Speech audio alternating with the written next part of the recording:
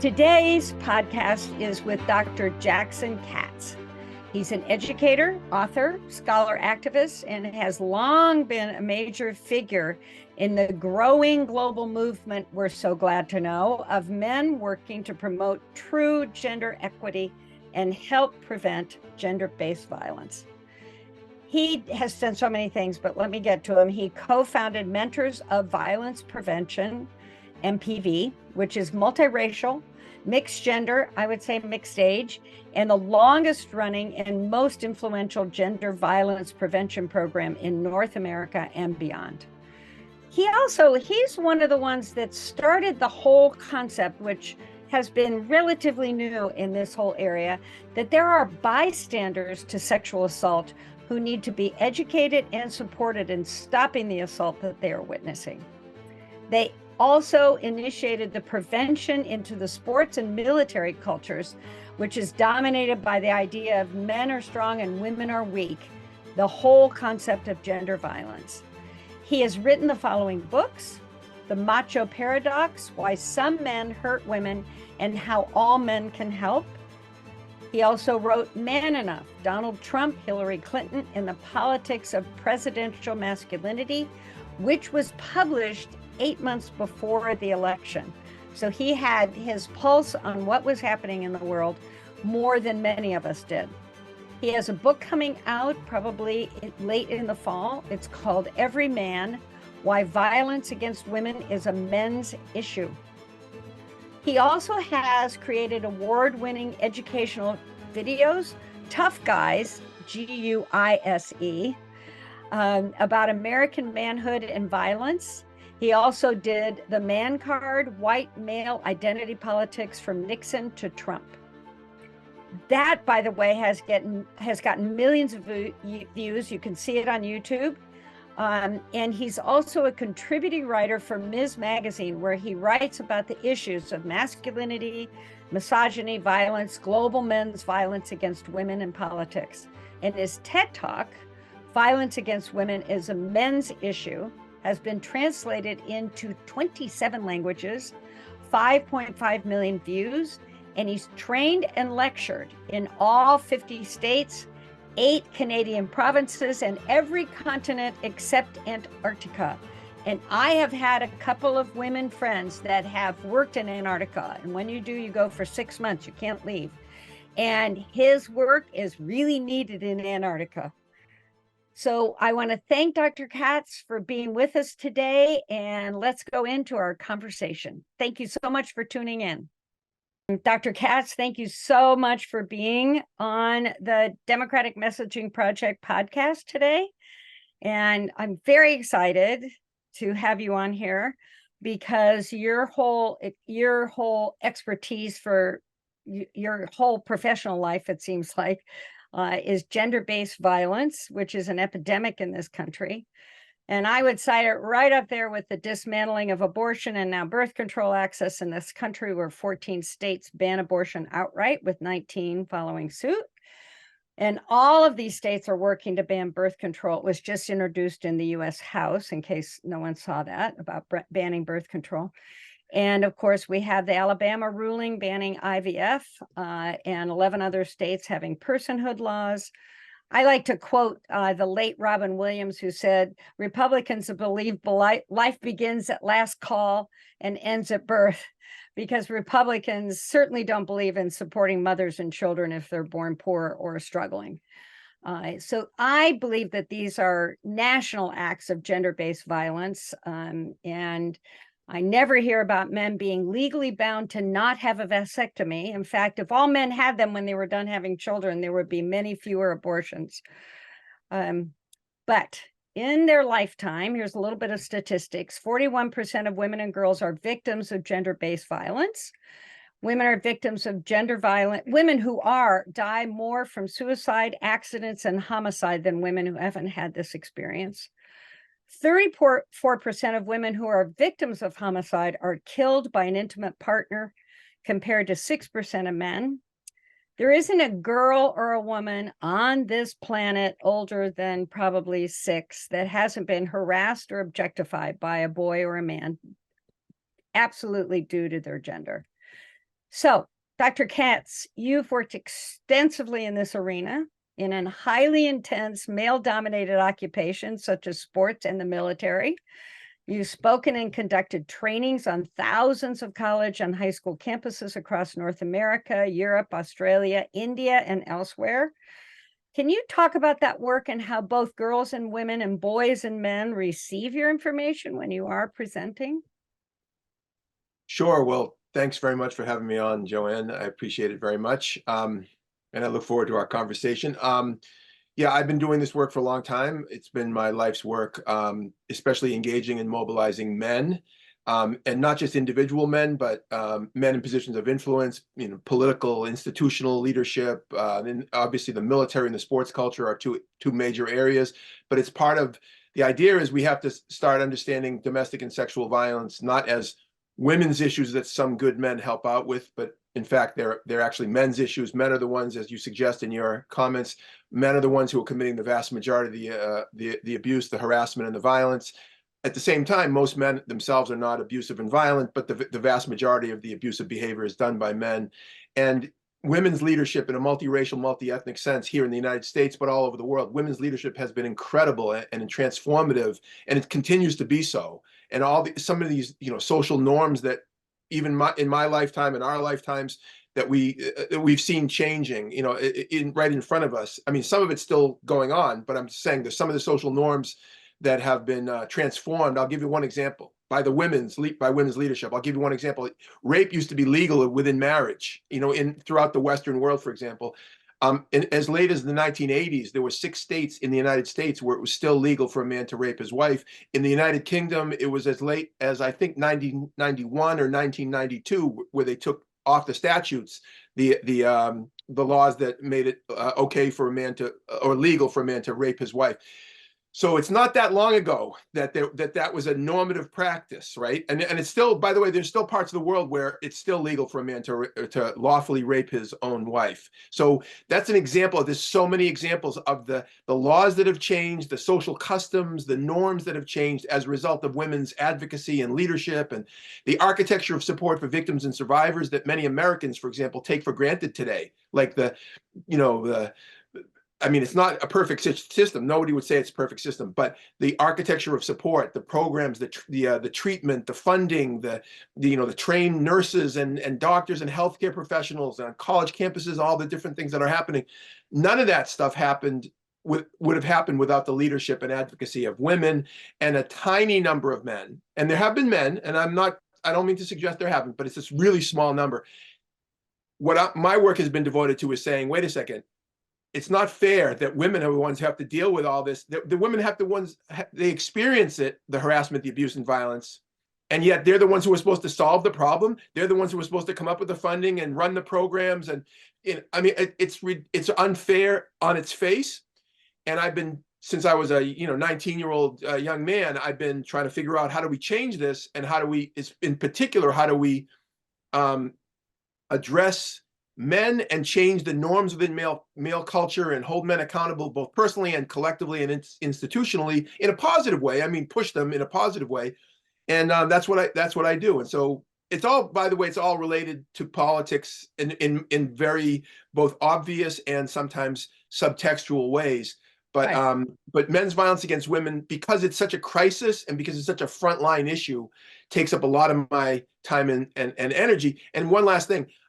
I have to say, in my work over the years, the biggest obstacle has not been how men respond to what I'm saying or my colleagues are saying. I think a lot of men are receptive. I think the biggest obstacle is political. And when I say political, it means how do you get into systems? How do you change systems? How do you get the buy-in of the people in the educational systems, for example, and corporate America and blue collar America and the unions and everything else everywhere? How do you get the people in positions of leadership and influence to create and sustainable change and hold systems accountable? That's way more difficult than talking to individual young men or women or others, because I think that's not the hard part. The hard part is the political institutional change.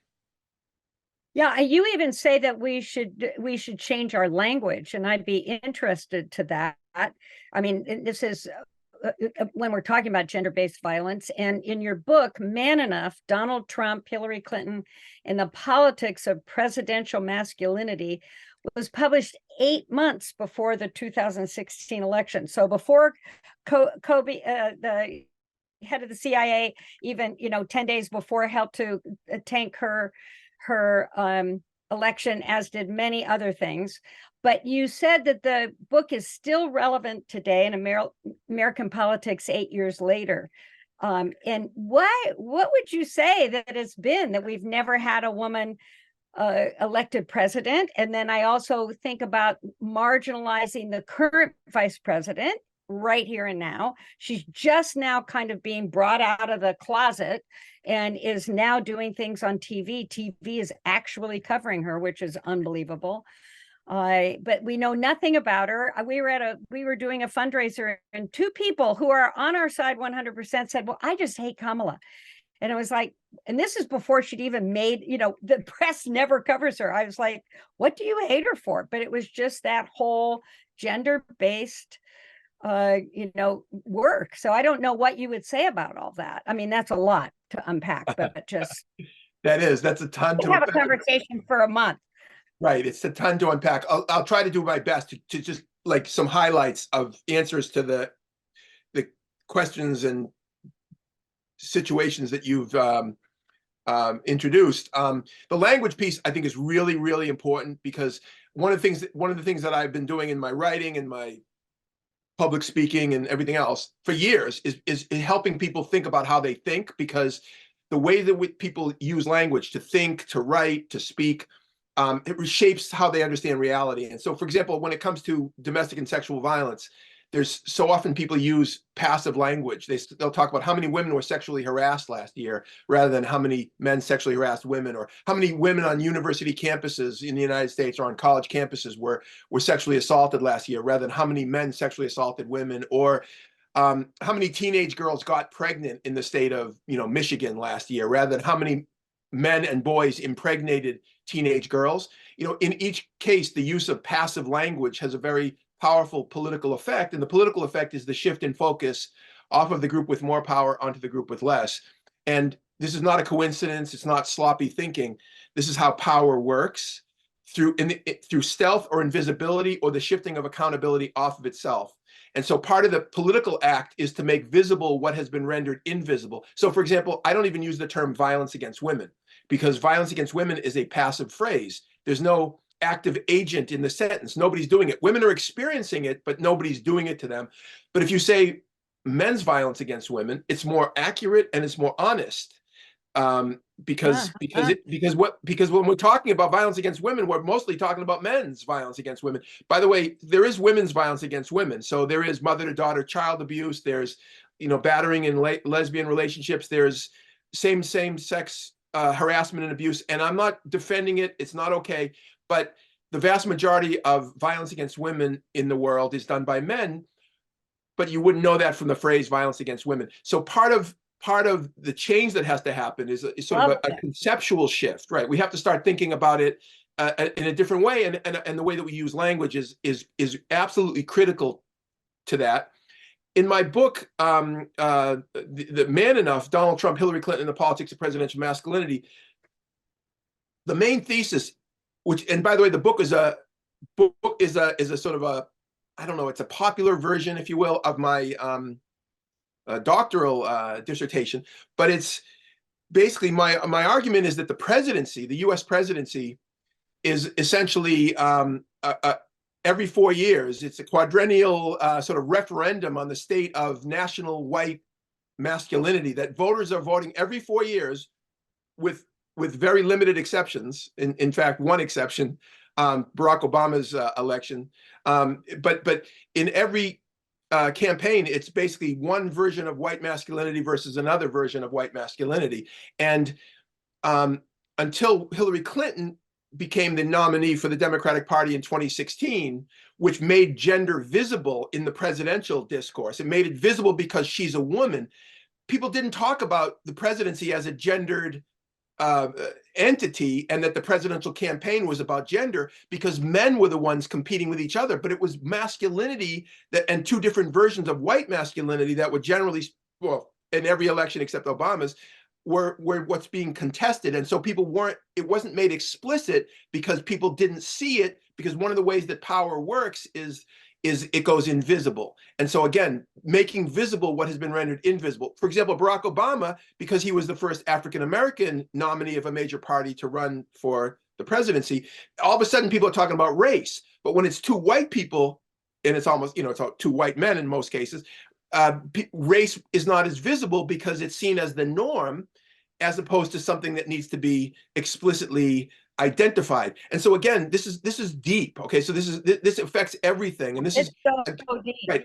Yeah, thank you. Yeah. So the way the Part so of what go. I wanted to use that for just a minute about the decision about Fani Willis, the DA in Georgia.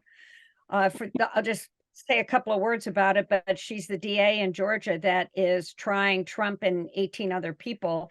And the trial has been delayed for 2 months while they have been talking about her having an affair with one of her prosecutors for 9 months of that time or whatever. And in the case is about Trump trying to overthrow the Georgia election in 2020. But they used such disgusting language with her. They talked about how she went on vacation and didn't pay off an IRS lien on her tax bill. I mean, they just went on and on. And in fact, the judge, who I think is on her side, frankly, but he has trying to look completely nice. Completely middle. He even said that she had mendacity. And all the lawyers that I've been listening to and reading said that's not even a legal term. Who would put that in there? If she were a white man and he was having an affair with a white woman, this would not even be on the books. Nobody would be talking about it. It wouldn't be happening at all. So I feel like your work about the intersection of race, gender, and violence, I think that, people might not see this as violence, but this is the way women lose their jobs. This is the way all of that works in a way. And I just feel like I need to mention that since it happened today. The decision by the judge came down today.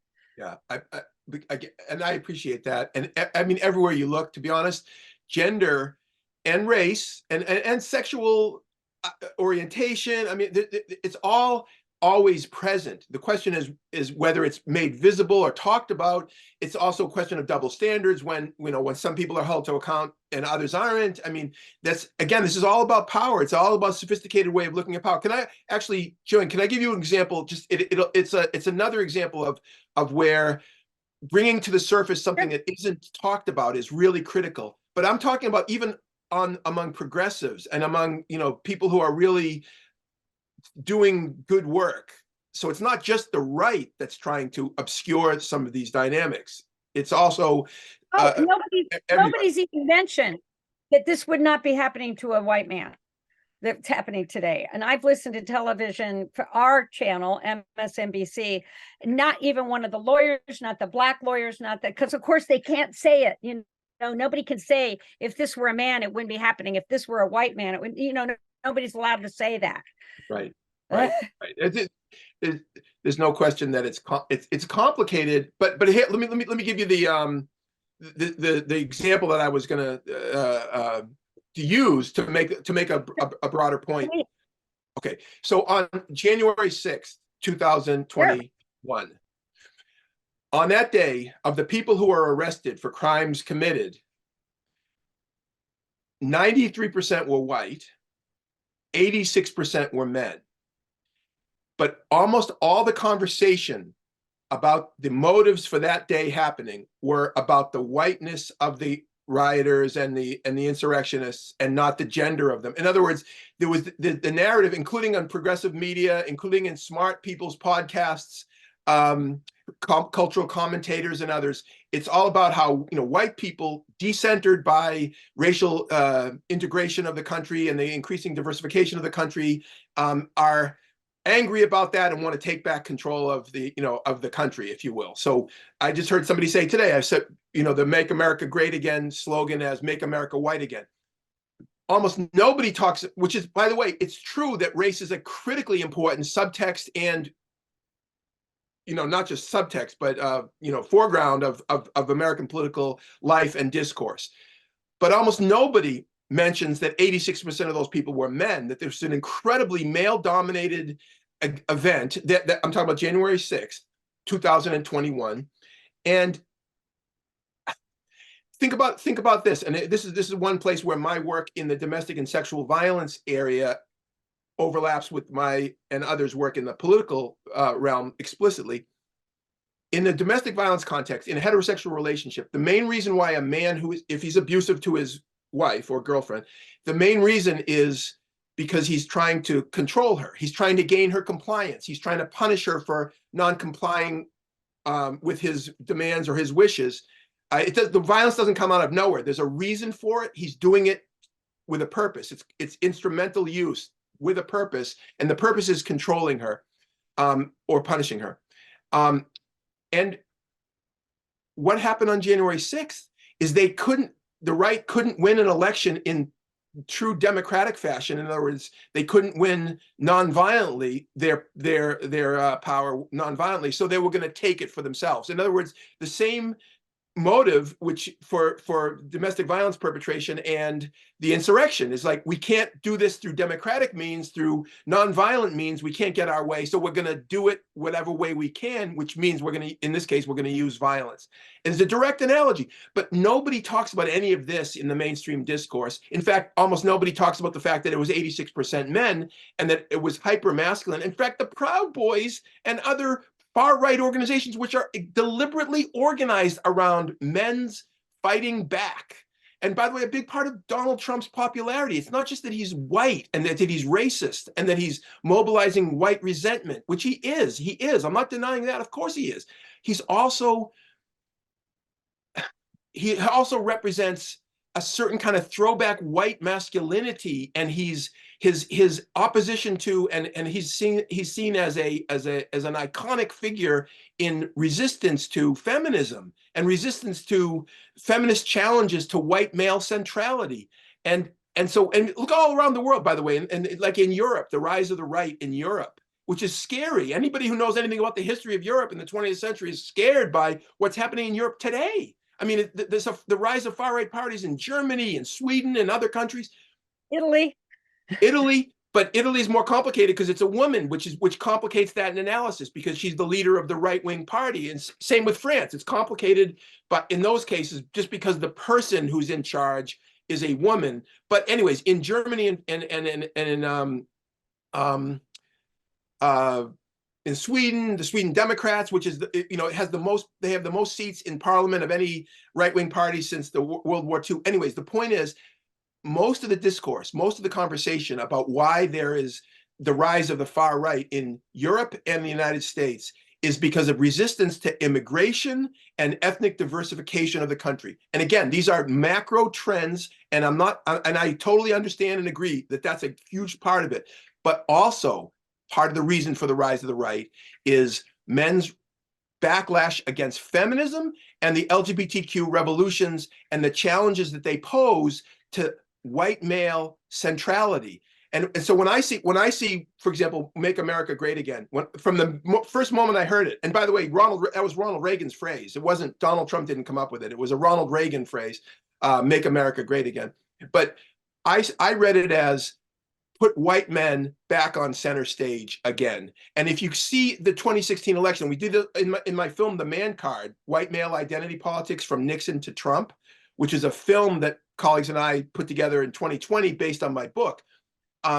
We have film footage of interviews with men who supported Trump. It's so much of it is about, he's tough, he's going to stand up for us, he's a fighter, he's a counterpuncher, he's not going to take this BS from the liberals and from the feminists, he's a guy who fights back. It's all about his masculinity.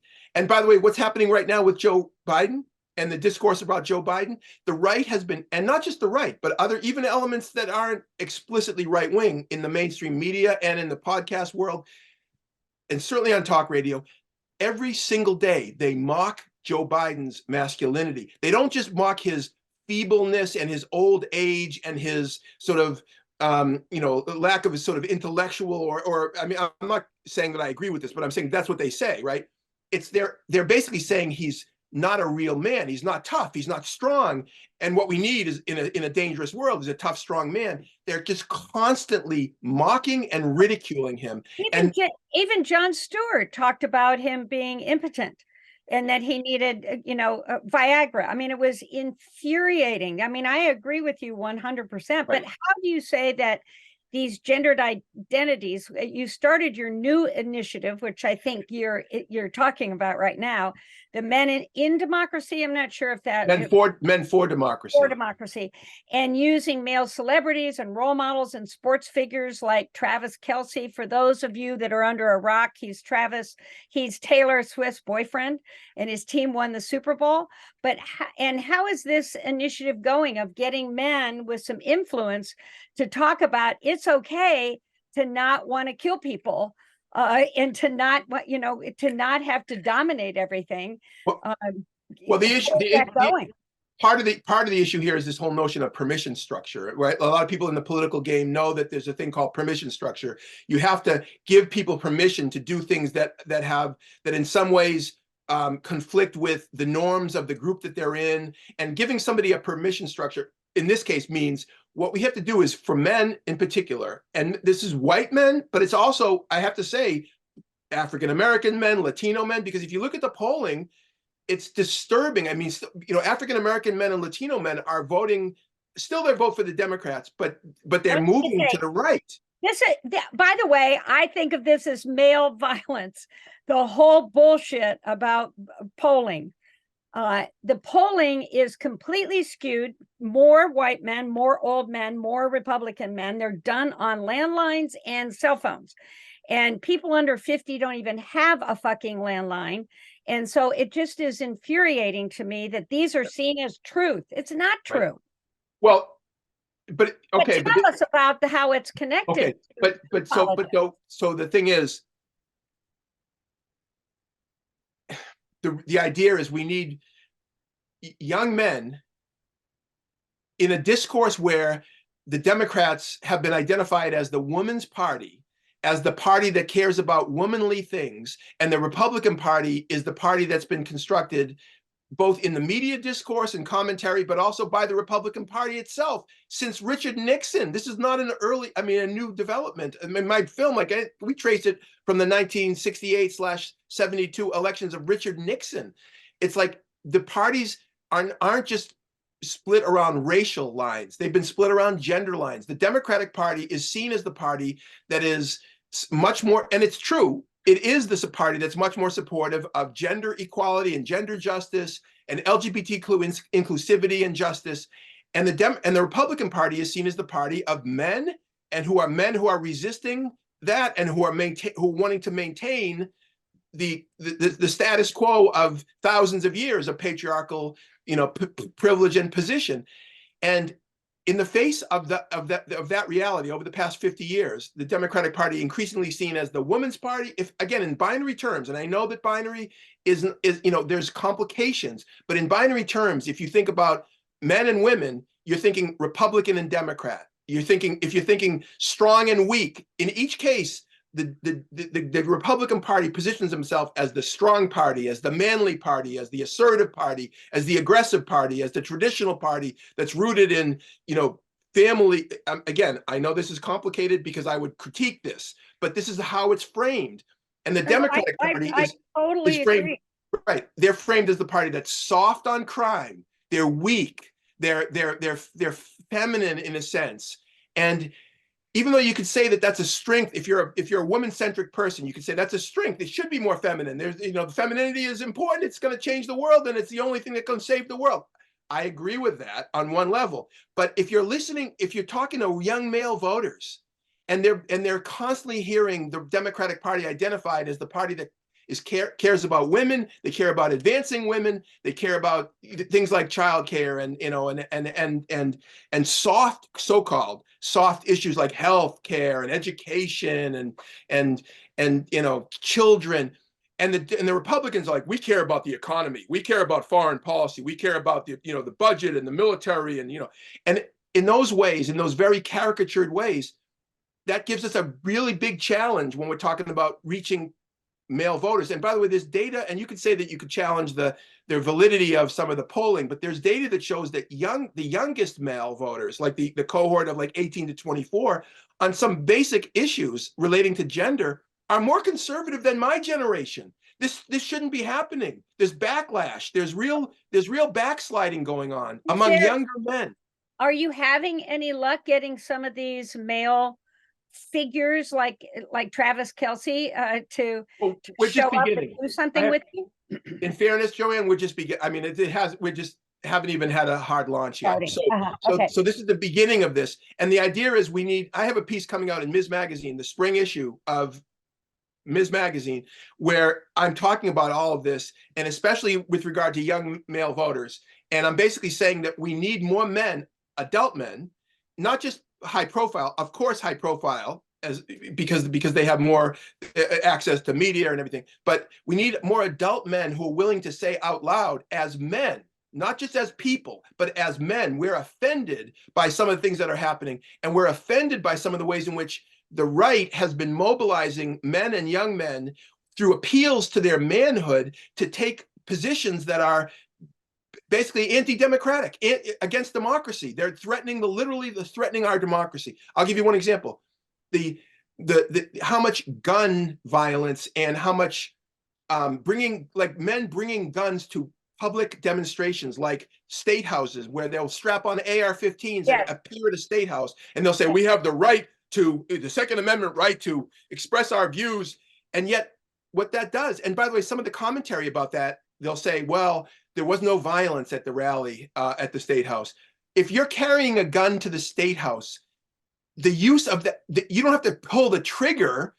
Just having the gun suppresses other people's freedom to express themselves, because how many people are going to be afraid of speaking their truth or speaking their mind if they know that they're going to be in conflict with somebody who's carrying a gun?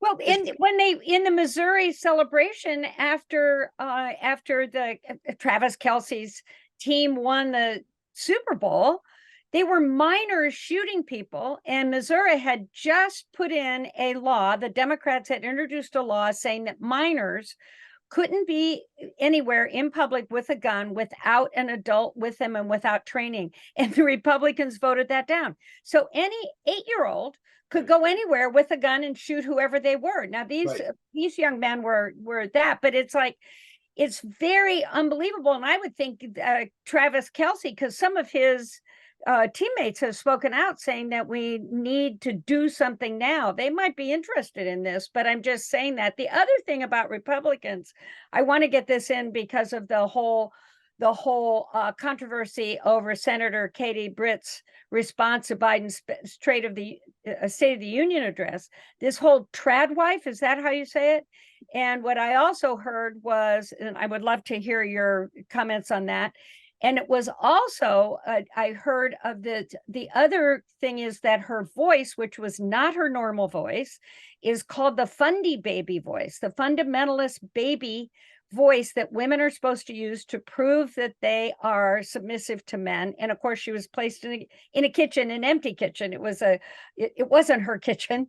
So at any rate, the other thing about that is how the Republicans are all about the women should be submissive to the men and manipulating, and that the patriarchy is all part of getting them to be in the Handmaid's Tale, as you've said.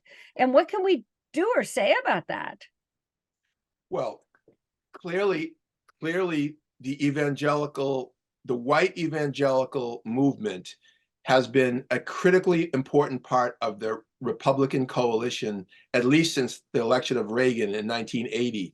And a huge part of what motivates white Christian evangelicals is politically is a reinforcement of traditional patriarchal norms, and basically it's to refurbish and bolster diminished male authority within the family and within the larger society. So if you look at the political program of the evangelical right, so much of it is about blocking feminism and feminist progress and bolstering male authority, whether it's in the family or it's in the larger society.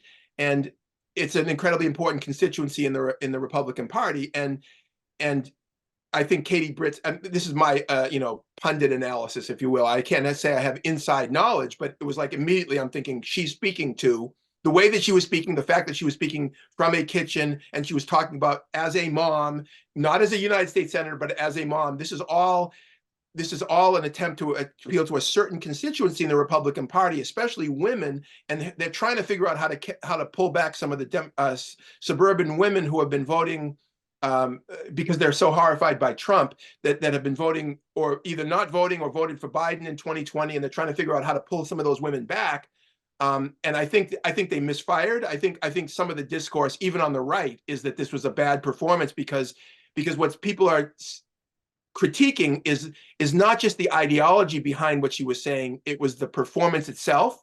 And by the way, that's another thing. In other words, it was bad acting. They're basically saying the acting was bad because people could think that it was inauthentic because people would say, she's a U.S. senator. She's obviously smarter than this, and she looks like she's acting. She doesn't really believe what she's saying on some level. But think about this also. We live in a media era that's unbelievably, incredibly important. I mean, my doctoral dissertation was about the idea we need political media literacy education, because if you're going to go into like education, whether it's K through 12 or in colleges and universities, in political science classes and civics classes, which a lot of people don't have anymore, and that's another problem, and not talk about the role of media, you're just going to talk about the different ways that people can vote and what does citizenship mean and elections every 4 years or 2 years, and not talk about media, which media is the driving force of our politics. And so performance and the way that people come across on television, this is the key point. If you don't have that, this is one of the reasons why Joe Biden has been struggling in the polls, because it's not about managerial competence. It's about how you come across on television. And by the way, Donald Trump has known this for decades. And this is not a coincidence that, for example, Ronald Reagan, who said he was asked if he thought that being an actor had something to do with his success in politics. And he said he can't imagine being successful in politics without being an actor, because he knew that performance and mobilizing certain narratives and sort of romantic portraits that you embody, and whether it's in the words that you use, the visual images that surround the way that you're presented. Biden, because he has all these skills, but he doesn't have that skill. Because for whatever reason, at this stage in his life, Joe Biden is not a great TV performer. And that's one of the reasons why he struggled. Never was. This has not got to do with his age. But what would you say that the Democrats need to do in terms of that? I mean, that's a real thing. And about masculinity in politics and voting. I mean, this is just to say, in general, throughout the United States of America, 30% of elected officials are women. In the U.S. Senate, the U.S. House, the state houses, the governors, the elected executive secretaries of state, attorneys general, et cetera, mayors, municipal office holders. But a notable exception I always think is interesting is 51% of lieutenant governors are women. And in my opinion, that's like, let me get a girl on the ticket. She'll never be governor, but I'll let her be lieutenant governor, and she doesn't really have to do anything. She's just a pretty face when we need to get women to vote for us. But what would you say? What would you say is the way to then do messaging? Part of what Democratic Messaging Project does is we go around the algorithm, working with people with static billboards, rolling billboards. We're distributing condoms. Let me get it up here in the thing. If you can see, they're going to be they're slightly different, but we've gotten 300,000 condoms that say protect yourself from Republicans, vote for Democrats, with a QR code to take them to their state's thing. We're doing it on college campuses in our 4 states. So it's like, how do you message these, so that, and I don't really want to. The other thing that I think is important in terms of the patriarchal structure of the country, I don't want to go, oh, we have to talk nice to boys so they'll vote for us. But what is the way and to talk to them without in this whole thing of, Democrats. It's like Kathy Hochul, the woman governor of New York, who just sent in the National Guard to the Subways. yeah, into the subways. And then Yeah. there was this horrible incident today where someone Yeah. was shot on Yeah. in a car.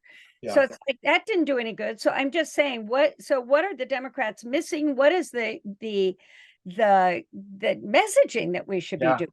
Okay, thank you for the question. And let me just, as a preface to my answer to your question, let me just say, I think that in the interest of men and boys, not just in interest of women, we need to elect more women to office. We need to elect more progressive and feminist candidates. In other words, I don't even accept the premise that that what the Democrats are doing is benefiting women and girls, and what the Republicans are doing are benefiting men and boys. I don't believe that. I believe that men and boys are badly served by right-wing and conservative policies on a range of issues. And so I think if we care about young men, for example, the struggles that young men have, the mental health struggles, the challenges that men have across the board, class, through crossing class and race and sexual orientation and all these are different issues. I think men and boys would be much better off with progressive politics, with more women and feminist political figures and leaders. So I'm saying this in support of men and boys. I don't want anybody to mistake that. But I would say in terms of messaging, we need more men saying these things. We need more men saying them publicly. We need, again, creating a permission structure for young men, especially because if you're a young man who lives in a world where constantly what you're hearing is the Democrats hate men, they hate white men, especially the Republicans love white men and they support white men and they embrace white men as the builders of American civilization or Western civilization, like the Proud Boys will say explicitly, we're Western, civilization chauvinists. We're unapologetic about the fact that white men built Western civilization. It's totally racist, but it's also totally erases women's contributions. But by the way, can I say, Proud Boys, think about this and think about for your viewers and thinking about pride. Why do they call the Proud Boys? Well, think about this. The name stuck. Boys. I find it very interesting. They use the word boys. Well, it was ironic initially. So I have to say, I understand the derivation is more complicated, but the reason why it stuck, the Proud Boys, is because where does pride come from? The assertion of pride is often a response to shame, because you wouldn't need to assert pride if you hadn't been shamed. This is why the LGBTQ movement started pride marches. It's like, we're not going to be shamed into silence. We're going to walk down Main Street and be proud of who we are and not be shamed. Well, think about this in terms of how Donald Trump emerged on the political scene in 2016. It was like there was a certain energy that he brought. It was like he wasn't backing down. He was explicitly against quote unquote political correctness. What he did was he gave permission to a lot of men to express both racist but also misogynist views and not feel ashamed about it, because he now had a public platform and they had a public figure who was defending them as they saw it. So this is something real that's really happening. So in other words, by the way, in the 2020 election, the Biden-Trump election in 2020, Donald Trump, among high school educated white men, got 71% of the vote, and Joe Biden got 23%. Trump beat Biden by 48 points among white high school educated men. And by the way, white men make up still 30% of the American electorate. It diminishes every year, but it's 30% of the American electorate. And the challenge for Democrats to win, this is all over the country, they have to counteract the overwhelming majority of the white male vote that goes to the Republicans. And so this is not just a theoretical analysis of the Democrats need to do better. It's like, oh my God, that's why they're losing elections. I'll be very interested to see, since so many now big unions have backed Biden, and he came out on the picket lines, and he's talking about getting them real jobs and rebuilding the most of his infrastructure repair is going to red, white working class, Republican, white working class communities. The far majority of the 48,000 jobs that are coming on, Right. projects they're going to bring millions of jobs. That's But right. I'll be very interested to see if the union does help to get some of those white working class men over, because Trump certainly did nothing for them. The idea that these people think Daddy Trump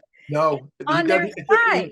It does nothing for them. But except I'll with one caveat. He does one thing for them. And again, I talk about this in my film, The Man Card. Um, he gives them cultural recognition. He makes them feel good about themselves. It doesn't. The policy is not the issue. The policy is not the issue. If you notice in Donald Trump's speeches, and he's essentially a stand-up comic, all right? He's Right. he's at his best when he's in front of a crowd, an adoring crowd, and he's an incredibly good performer. I have to say, he is a really good performer. But what he does in his speeches, and virtually every speech or every stand-up act, is he name checks blue collar, white male dominated professions. And he talks about how much he respects them. We love our coal miners. We love our truckers, bikers for Trump. We love our firefighters, the military. We love our military. In other words, he gives them cultural recognition. And by the way, Richard Nixon figured this out. This is Richard Nixon in 1972. He was trying to figure out, and other people on the right and other theoretical sort of works had been, and journalistic treatments of this subject were brewing around this time. How did they pull white voters away from the New Deal coalition, the Franklin Roosevelt coalition? How did they get them to vote for the Republican Party? And they knew they couldn't give them better wages, because that would disrupt the ownership class that controls the Republican Party. They couldn't give them better benefits, but they could give them cultural recognition. They could talk about, and Richard Nixon talked about this, the forgotten man and the silent majority and the people who built America. And so what that was a coded phrase, and not so coded, to men, and not just in the South, and not just white people who are angry about race. And and the ascension of African Americans after the Civil Rights Act. There was that, but it was more than that. There was all these men who were feeling like I said, decentered by all the changes that have been happening and the challenges to white men's central authority in the culture. And so Richard Nixon figured this out. And if you look at the last 50 years of Republican messaging and advertising, so much of it is about mobilizing men in the service of traditional masculinity, especially around crime, and especially around the protector and provider roles. And okay, so what do you say that the Democrats should do about that? How should we? Because we're not going to pander to that, but what is it that we say to say this is how you and your wives and your girls and your sons, this is how you're going to be able to provide for them? I'm just wondering how you shift that. One thing is you have to say that it's strong to be progressive. It's strong to be supporting gender justice and racial justice. It's not soft and weak. It's actually strong, and it's standing up to the bully is being strong. Identifying with the bully is not as strong as standing up to the bully. That's an example. You need this permission structure concept, which means you need men who are adult men who are recognizably successful within the narrative of traditional terms, like a Travis Kelce. I'm not saying that Travis Kelce has come out politically. I just wrote a piece in Ms. Magazine saying that the right fears Taylor Swift because she can mobilize all these women, but the right also fears Travis Kelce because Travis Kelce is as an all-pro, all-time great football player. He's partnered with a feminist woman, explicitly feminist woman, which means he's making the statement that it's okay for a so-called real man to respect and partner with a feminist woman, and by the way, a feminist woman who's more famous than him and more wealthy than him, but he's not diminished by that because he's more secure than that. He's not so insecure that he can't even deal with that. That's threatening to right-wing ideas about manhood because they want to say that men who support feminism are soft and weak and not masculine. And so we have to come back and say, wait a second, I don't agree with that. Right. And let's keep going with how you manage the other side, how you say that in fact it's a great thing. I always think Women's History Month, how ridiculous. No one would be here without a woman. Everybody is born of a woman. And so it's like, how did suddenly women are seen as gross and horrible and terrible and stupid? And so how do we say that with this whole masculinity? I think there's an awful lot of men. Let me just say again, in a positive way, I think there's an awful lot of men who get, they might not have the language to talk about the things that I've been talking about, but they get all this. They think that gender justice is fairness. I mean, it's just a fulfillment of Enlightenment values, democracy. Feminism is basic democracy 101. It's like, why should men have more rights than women? That's just unfair on its face. If you believe in democracy, I always say this, I've been saying this for Joanne for years. If you believe in democracy, you're a feminist. If you say you believe in democracy but you're not a feminist, you have to explain how can you believe in democracy and not be a feminist? Isn't feminism so if we say democracy is a strong way to be, we go after, but give us more wording. I mean, we're trying to figure out what's a solution, not just the problem. I think we all get the problem, unfortunately. I think part of it, we need to hold a spotlight up to what the right is doing in terms of the way that they manipulate men. In other words, and women, of course, and women, no doubt. But we have to be assertive, like coming back at them and say, I don't accept the terms here. I don't accept that the Democrats are soft and weak. That's ridiculous. I'm embarrassed by that. And so one of the ways to do this, by the way, unfortunately, unions, which are incredibly important, are still a very tiny percentage, because the attack on unions over the past half century have been very effective. 6% of the private workforce is unionized. 6%. So you have lots of parts of the country where unions don't have the same reach and power that they used to have. And before, it's like, Starbucks is finally working with 90,000 of their workers, and 191,000 or more people became under a union in the last year alone. So they are on the rise, and we could use that. But I'm just wondering, let's keep talking about language, because we're almost at the end of our time. I want to make sure we pick your brain to tell us not just the problem, but what's the solution. Well, no, I appreciate that. And I think one of the things, and I wrote this in my piece in the Ms. Magazine spring issue, it's about to come out in the next couple of weeks, is that we need more men who are saying these things, in addition to women, in addition to Democratic Party strategists. We need more men, like I said, visible, who are recognizable, who help to by their presence. I mean, I would say that the Democratic Party should be investing in campaign ads where you have blue collar men, tough guys, standing up and saying, "Hey, I'm a Democrat and I'm proud of it, and I'm not gonna back down an inch, because I think that what I care about, my community, is going to benefit my community. What the Democrats are doing, what the Biden administration has been doing in terms of the investment in communities and investment in these industries. This is all going to help everybody, but they need to say it from the subject position of a traditional man, because I think that the absence of that narrative in the public discourse is the void is being filled by the right, just constant mocking and ridiculing. Well, and it's the other thing about the media. That's part of why a Democratic Messaging Project goes around the algorithm, because the media will not write. Somebody just wrote about how many stories in the New York Times were about Biden being old in the last week. Right. That's right. And again, and Trump, and Trump is, winning all these things, and all of his of his lawsuits. Part of it is the media will not write it. Yep.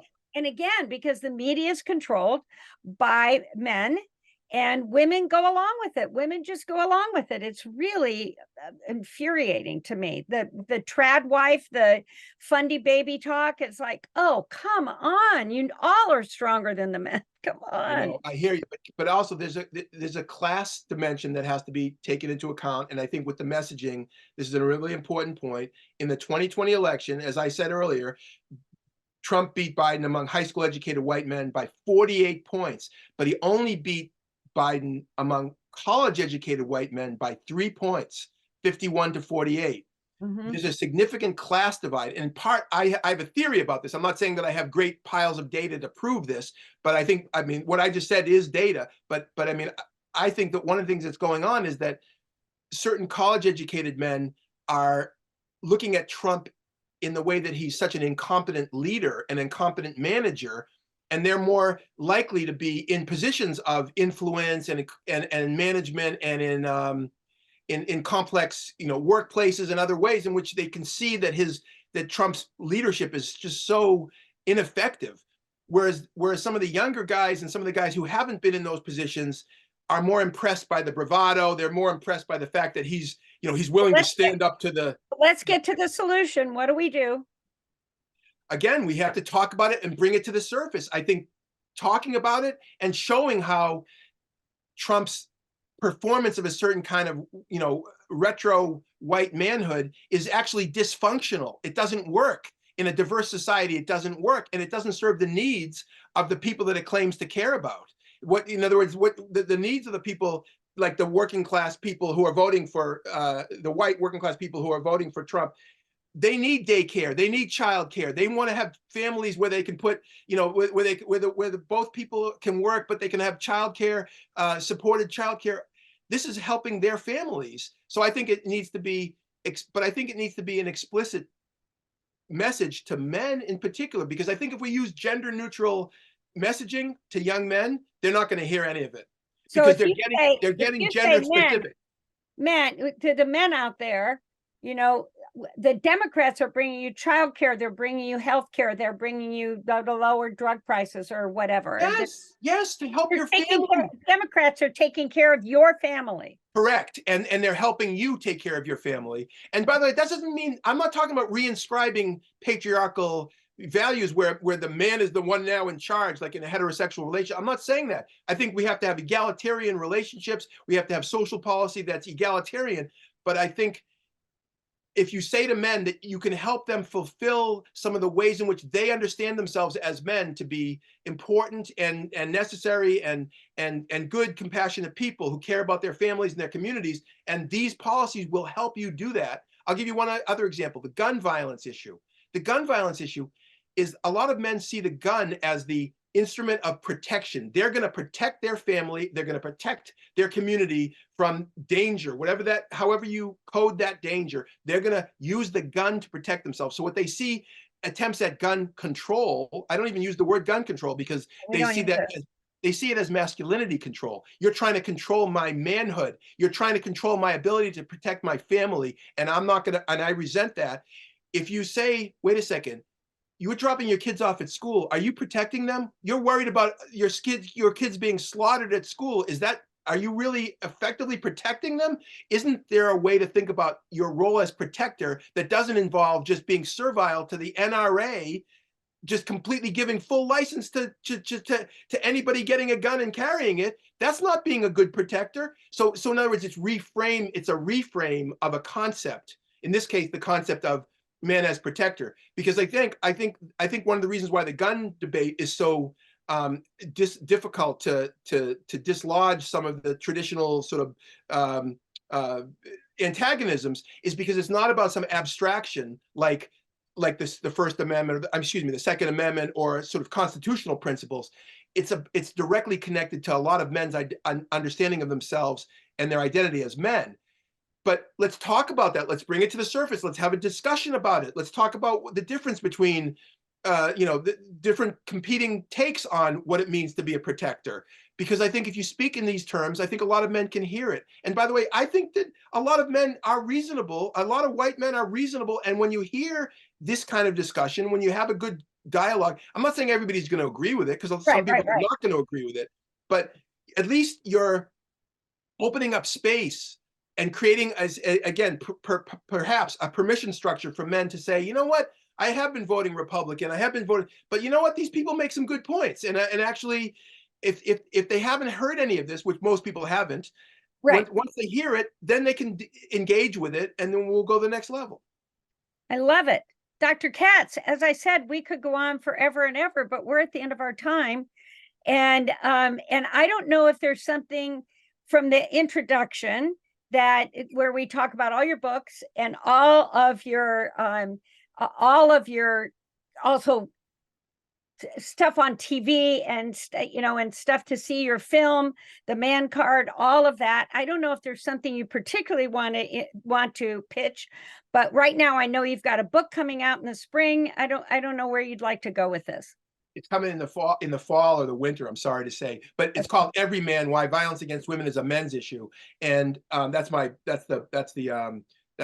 new book. But I would say keep tuned for this Men for Democracy initiative. Hopefully we'll have lots of stuff happening in the next 7 months, because I mean this is about geared towards the election. Yeah, because exactly. I'm convinced that, Joanne, all we need to do, I'm not saying that we're going to go and convert some MAGA hat wearing, Trumpist into being a pro-feminist man. I don't think that's a realistic aspiration, but I do think there's a lot of men who are on the kind of on the fence. They sometimes vote Republican, so they lean Republican. They sometimes vote Democrat. They don't like Donald Trump personally. They're offended by him personally, but they might end up voting for him. I think there's an awful lot of men in that category that I think if we start articulating this in the way that I am talking about and getting some recognizable men in the public discourse to talk about this, I think that we're going to create a permission structure for some of those men to come over and vote for the Democrat or vote for Joe Biden. And I think that all we have to do is pull just a small percentage of men who vote for the Republican, in this case Donald Trump, back towards the Democratic Party, and then we'll have the electoral majority that we need to enact these policies that will help everybody, including those same men.